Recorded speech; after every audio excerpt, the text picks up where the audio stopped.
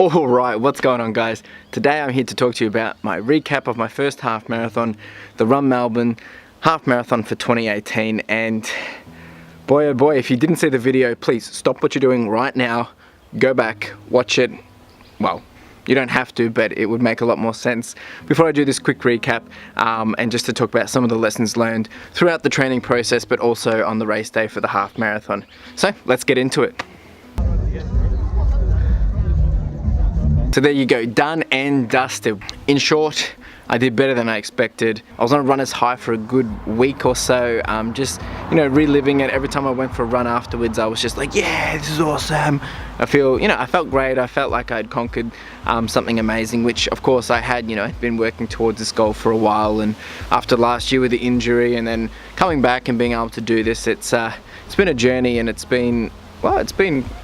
just been so great to finally actually do it, and to have that, to build that confidence from that, and to now realize, okay, there's a lot more possibilities and opportunities yet to come. Race day, I can't complain.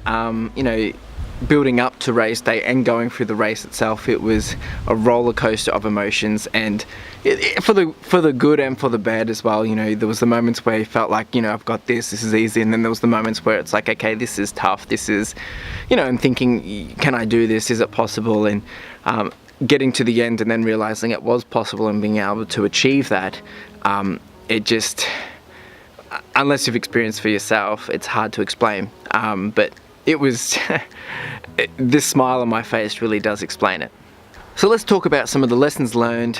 Firstly, the actual running plan, or the training plan. So, like anything, nothing always goes as planned. It's, I'd put in, and I set out to do, I think it was originally 50 runs. I ended up doing only 39 with the race included. So, I missed out on a few, and that was because, I had to change things up a bit. I actually started with more runs originally.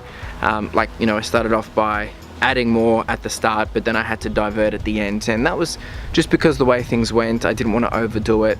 As the saying goes, it's better to be undertrained than to be overtrained. So I'm glad that's the way it turned out. Leading up to it, I'm thinking, am I ready? Am I going to be able to do it? I haven't done this, or I haven't, ticked off all my runs for the plan.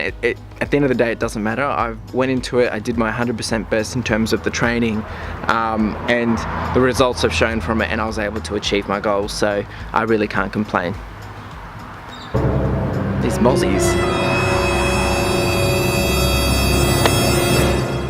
One dead. So when I'm looking back and thinking about the different trainings that I did and the plan that I followed, there was a lot of sprint sessions in there. There was some long distance stuff. There was some speed session. There was some recovery runs. There was a whole lot of different things, and I went into it with a goal to obviously finish, which I don't think that was going to be a problem in the first place. But the main goal was to actually do it at a 6 pace. Now, funny enough, for some reason I had miscalculated what the half marathon was, so I had slightly put off my timings, but because I was aiming for originally 2:10, and that was based off a 6 pace, but it didn't actually work out because I got 2:07:22 or 2:07:19 for the official time, and that worked out to be a 6:02 pace. So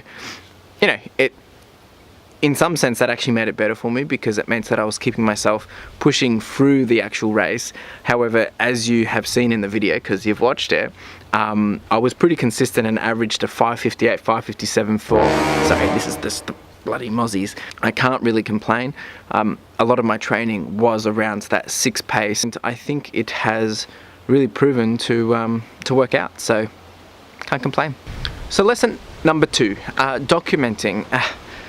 Going into this whole training, I wanted to document it. I wanted to share my journey, and it also gave me a challenge to, keep the creative juices flowing. And in doing so, there's a big mozzie.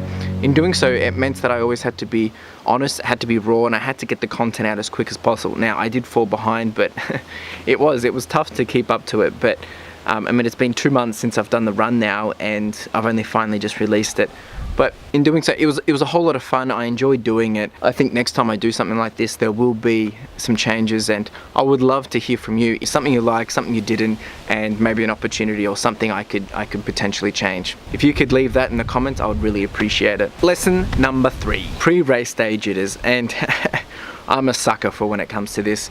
Every time I have a race, especially for a first time doing the distance, or if I'm going for a goal or a time or something, I seem to, I don't stress out. Maybe I panic a little, but I seem to just overthink things. I get stressed, I get worried.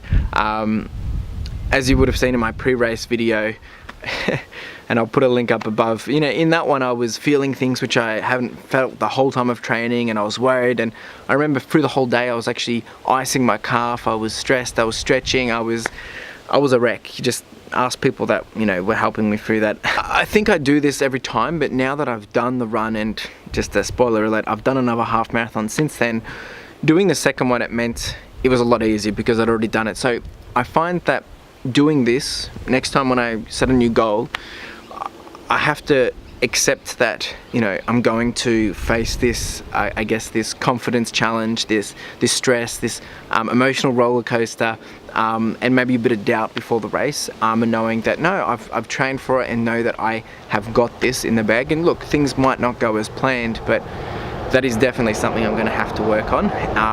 And yeah, this time it was pretty bad, but lessons learned. So number 4, race day. So I mean, look, the day went as good as it could be, and I think it was better than expected. I had a bit of rain, I had a bit of sun, I had a bit of wind, I had a bit of everything, but nothing that threw me off. The track, however, it wasn't the flattest. Definitely not what I was expecting. I mean, around the 17k there was a bit of a hill which, whew, it did throw a bit of a spanner in the works. That was a challenge, but once I pushed through it and realized no, got to keep going.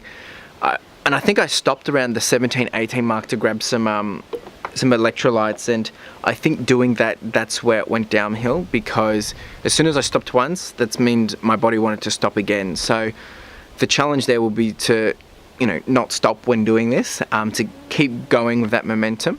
Throughout the race, actually, and I haven't actually got this on video, but around the 19-20k mark, and I'll have to put it up on screen of exactly where it was, I really did. I had a bit of a panic attack. Not a panic attack, I mean, but like all of a sudden it just hit me. You know, I was past my longest run stage.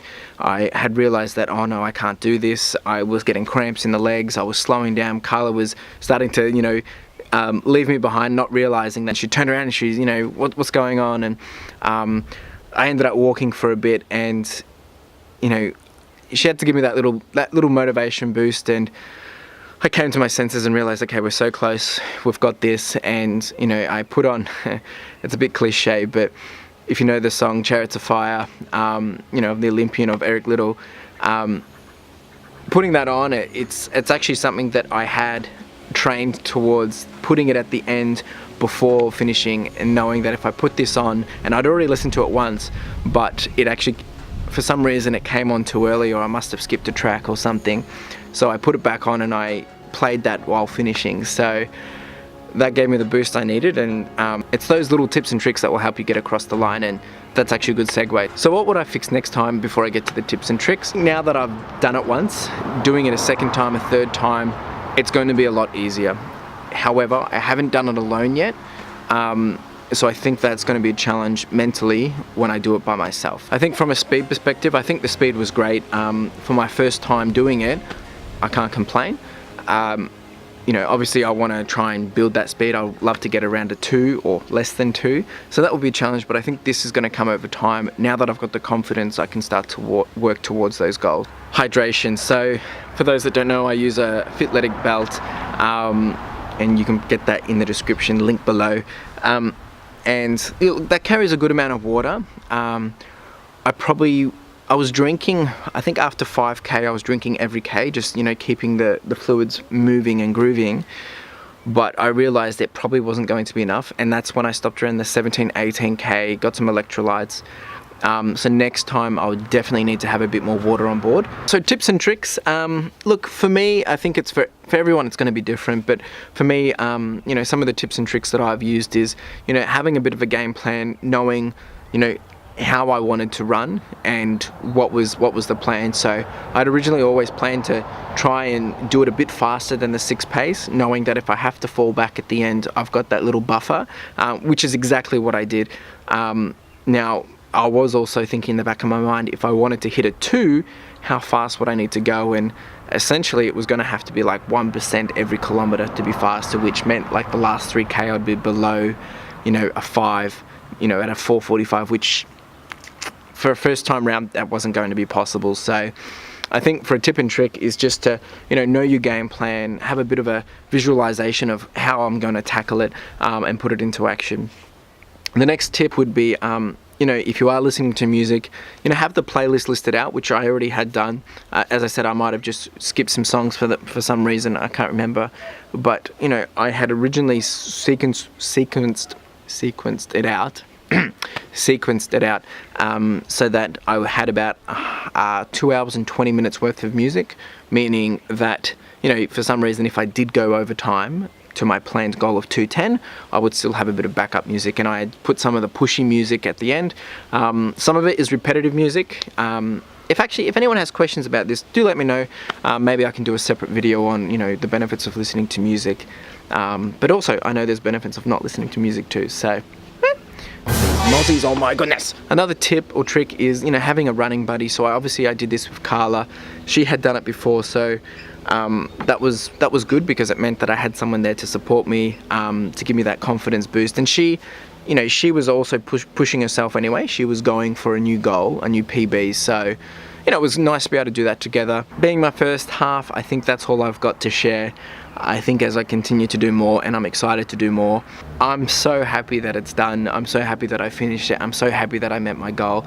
I'm looking forward to setting some new goals, and hopefully next year to work towards a marathon even. So look, let's not get ahead of ourselves, but yeah, it means that there's some big plans ahead, some exciting times, and I've got you guys to thank for that, and I thank you so much for being there, supporting me along the journey, you know, keeping me honest, and, you know, just encouraging me, because anyone that has done this for the first time would know doing it the first time is a challenge. It's hard. It's, you know, it's breaking mental barriers in your mind. So now that I've done it, you know, going forward, it means that I don't have to break that level of mentality again. It means I've got the confidence, I can move forward and stretch for bigger and brighter things. So that's it from me. Make sure you like, subscribe, comment, do the whole shebang, and hustle. Oh yeah, and here's a sneak peek to the next video.